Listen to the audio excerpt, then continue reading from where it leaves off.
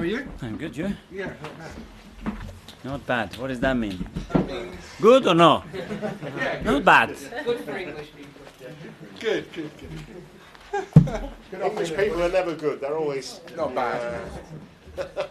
I don't allow not bad in the business. How is it not bad? What does that mean? Do you need help or not? Mikel, Hi. good to see Jesus back on the training pitch. Yeah, I was really happy. Obviously, it was a big blow for him after all the preseason that he had to have another surgery, but he's looking really sharp. He trained the full week really good, so he's ready to go. Are you ready to go? You're probably not ready to be involved this weekend, or will he be? He's ready to go. Yeah? Yeah, From the start? that's it. Wow.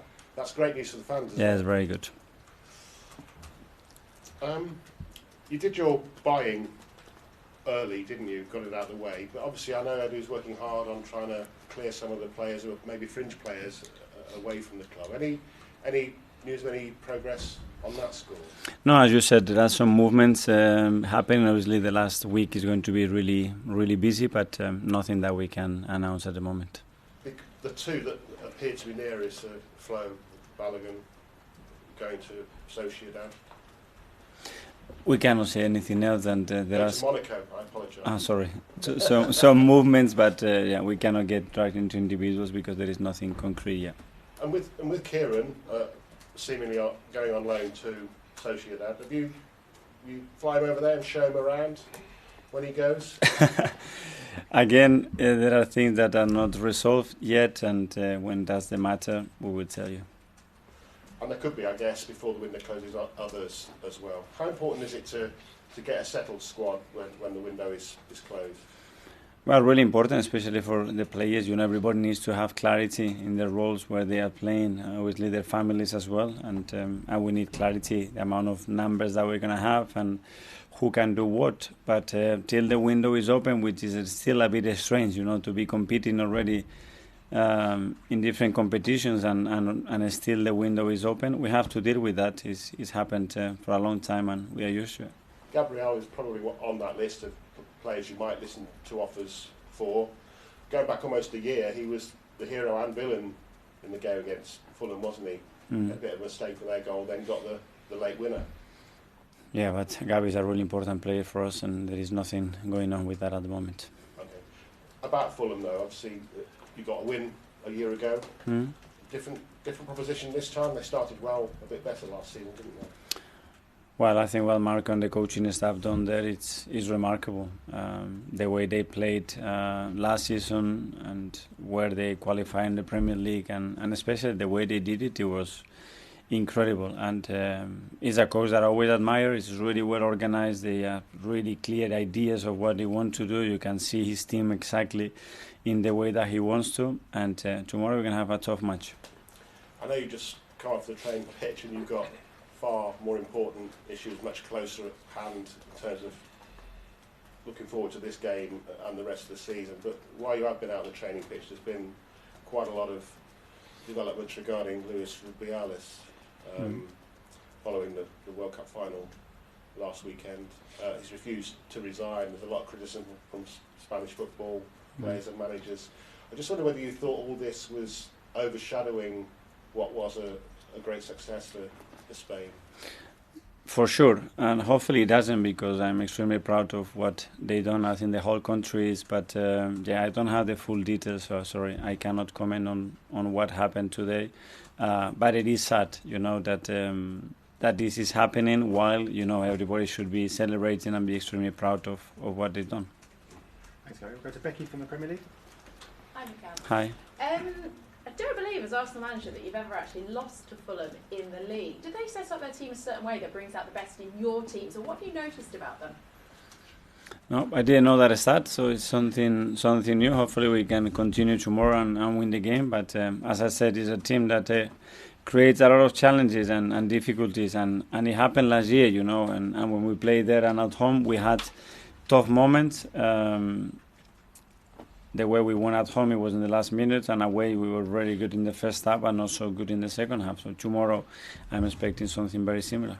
And do you think that the start of their season, it seemed to be a bit of a smash and grab at Everton, and then obviously the defeat to Brentford? Do you actually think that's a true representation of where they're at? Because obviously with Mitrovic gone, Tim Ream not there tomorrow, is it a bit sort of on paper a difficult spot, but in reality they'll still be the same Fulham that you... I don't know. The majority of the group has been there for a while. You know, they've been doing very well with that core group. It's true that Mitrovic gave them a different dimension, but Jimenez as well is a very proven goal scorer in this league that he did extremely well at Wolves. And they have resources. They have the capacity to hurt you. And tomorrow, again, we will see that for sure.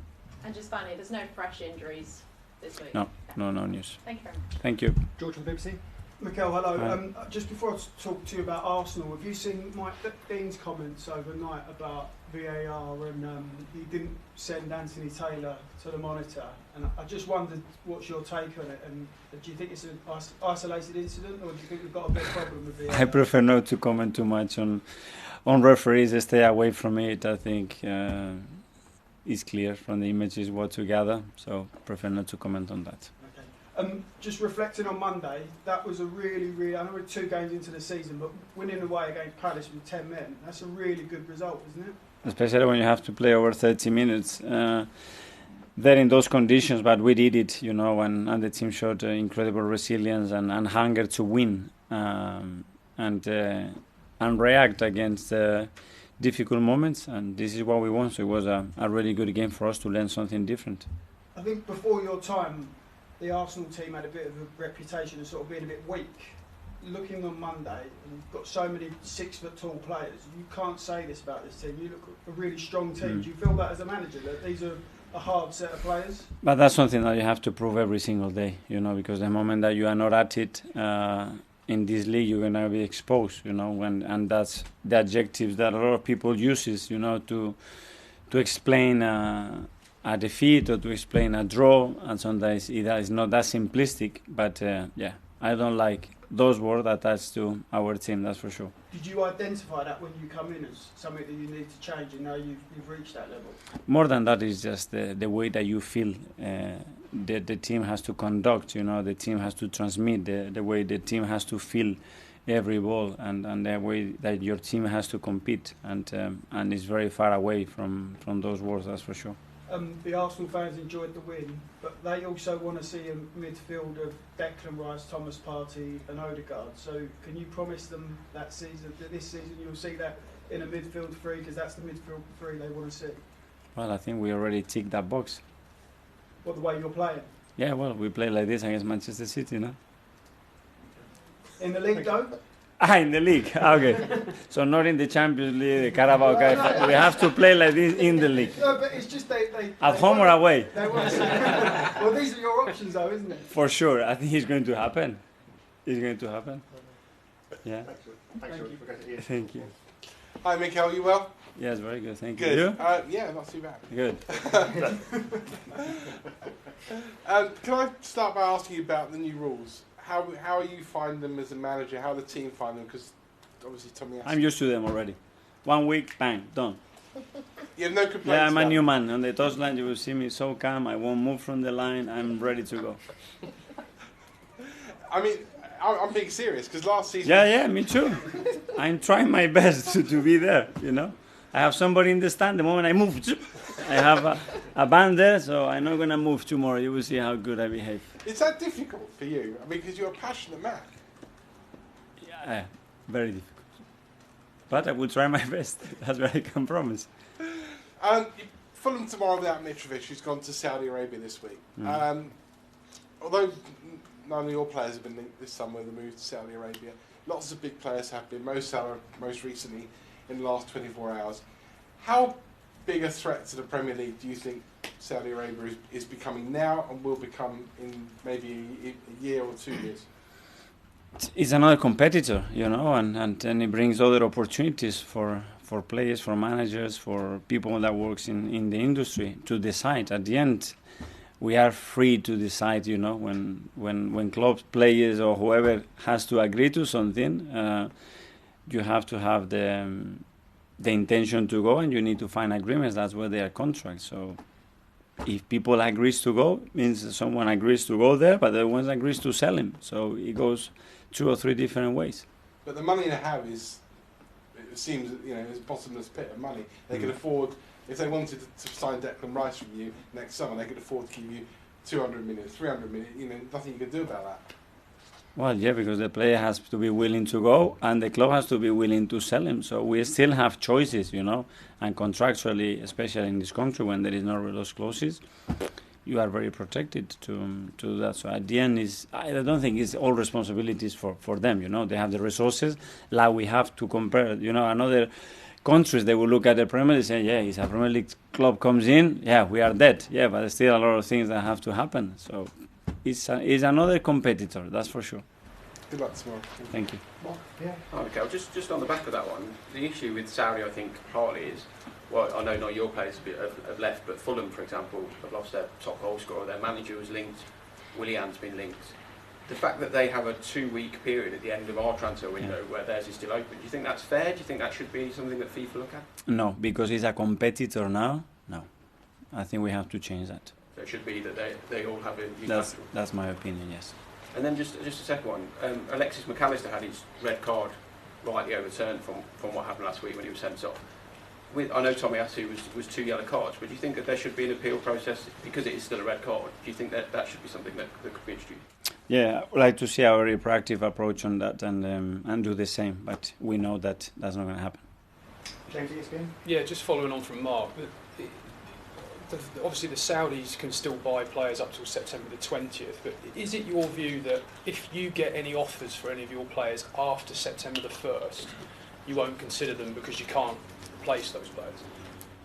Well, that's the principle would be that, but I cannot make the decision for the club. It's a lot of people involved in that process, and they would have for sure a say. Ownership would do the same, so it would be on the table like with any other offer, and you have to look at it. But the only thing I'm saying is it's not ideal because now it's a competitor. It'd be quite destabilising for yeah, you very much. Yeah. If you lost a player when the window's closed, basically. Yeah. Finally, on the last section, we'll go to Carl. Hi, Mikel. Hi. I just want to ask a bit about the defence. Last season, towards the end of the season, you were saying that maybe the reason the title race fell away was a lack of fit players, and now obviously Urian is going to be out for an extended period, and potentially more defenders are going to leave between now and next Friday. Do you worry that puts you sort of back where you started, despite the work you've done in the summer to bring people in? Well, you have idea numbers, but that obviously there's a lot of things that you cannot control, like injuries. It's true that we have a lot of versatility in the backline. Sometimes that's something that in previous year we haven't had. It's true that we have used different players in the backline that in previous year only at the end we use for certain moments. And some of the other things that we cannot control is a player's desire to leave or when there is another type of issues. So we have to adapt to that.